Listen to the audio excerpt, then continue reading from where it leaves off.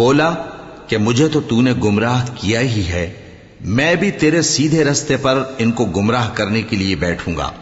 پھر ان کے آگے سے اور پیچھے سے اور دائیں سے اور بائیں سے غرض ہر طرف سے آؤں گا، اور تو ان میں اکثر کو شکر گزار نہیں پائے گا۔ اللہ نے فرمایا نکل جا یہاں سے پاجی مردود، جو لوگ ان میں سے تیری پیروی کریں گے میں ان کو اور تجھ کو جہنم میں ڈال کر تم سب سے جہنم کو بھر دوں گا، اور اے آدم تم اور تمہاری بیوی بہشت میں رہو سہو، اور جہاں سے چاہو اور جو چاہو نوش جان کرو، مگر اس درخت کے پاس نہ جانا ورنہ گناہگار ہو جاؤ گے۔ تو شیطان دونوں کو بہکانے لگا تاکہ ان کی شرم گاہیں جو ان سے پوشیدہ تھیں ان پر کھول دے، اور کہنے لگا کہ تم کو تمہارے پروردگار نے اس درخت سے صرف اس لیے منع کیا ہے کہ تم فرشتے نہ بن جاؤ یا ہمیشہ جیتے نہ رہو، اور ان سے قسم کھا کر کہا کہ میں تو تمہارا خیر خواہ ہوں۔ غرض مردود نے دھوکہ دے کر ان کو معصیت کی طرف کھینچ ہی لیا، سو جب انہوں نے اس درخت کے پھل کو کھا لیا تو ان کی شرم گاہیں کھل گئیں، اور وہ بہشت کے درختوں کے پتے توڑ توڑ کر اپنے اوپر چپکانے اور سطر چھپانے لگے، اور ان کے پروردگار نے ان کو پکارا کہ کیا میں نے تم کو اس درخت کے پاس جانے سے منع نہیں کیا تھا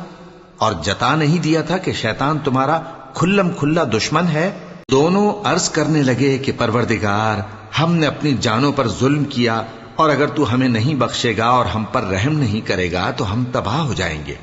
فرمایا تم سب بہشت سے اتر جاؤ، اب سے تم ایک دوسرے کے دشمن ہو، اور تمہارے لیے ایک وقت خاص تک زمین میں ٹھکانا اور زندگی کا سامان کر دیا گیا ہے۔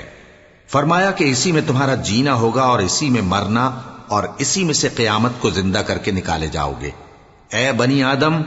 ہم نے تم پر پوشاک اتاری کہ تمہاری شرم گاہوں کو چھپائے اور تمہارے بدن کو زینت دے،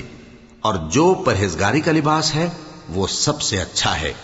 یہ اللہ کی نشانیاں ہیں تاکہ لوگ نصیحت حاصل کریں۔ اے بنی آدم دیکھنا کہیں شیطان تمہیں بہکا نہ دے، جس طرح تمہارے ماں باپ کو بہکا کر بہشت سے نکلوا دیا اور ان سے ان کے کپڑے اتروا دیے تاکہ ان کے سطر ان کو کھول کر دکھا دے۔ وہ اور اس کے بھائی بند تم کو ایسی جگہ سے دیکھتے رہتی ہیں جہاں سے تم ان کو نہیں دیکھ سکتے۔ ہم نے شیطانوں کو انہی لوگوں کا رفیق بنایا ہے جو ایمان نہیں رکھتے، اور یہ لوگ جب کوئی بے حیائی کا کام کرتے ہیں تو کہتے ہیں کہ ہم نے اپنے بزرگوں کو اسی طرح کرتے دیکھا ہے، اور اللہ نے بھی ہم کو یہی حکم دیا ہے۔ کہہ دو کہ اللہ بے حیائی کے کام کرنے کا تو حکم نہیں دیتا، کیا تم اللہ کی نسبت ایسی بات کہتے ہو جس کا تمہیں علم نہیں؟ کہہ دو کہ میرے پروردگار نے تو انصاف کرنے کا حکم دیا ہے، اور یہ کہ ہر نماز کے وقت سیدھا قبلے کی طرف رخ کیا کرو اور صرف اسی کی عبادت کرو اور اسی کو پکارو۔ اس نے جس طرح تم کو ابتدا میں پیدا کیا تھا اسی طرح تم پھر پیدا ہوگے۔ ایک فریق کو تو اس نے ہدایت دی اور ایک فریق پر گمراہی ثابت ہو چکی۔ ان لوگوں نے اللہ کو چھوڑ کر شیطانوں کو رفیق بنا لیا اور سمجھتے یہ ہیں کہ ہدایت یاب ہیں۔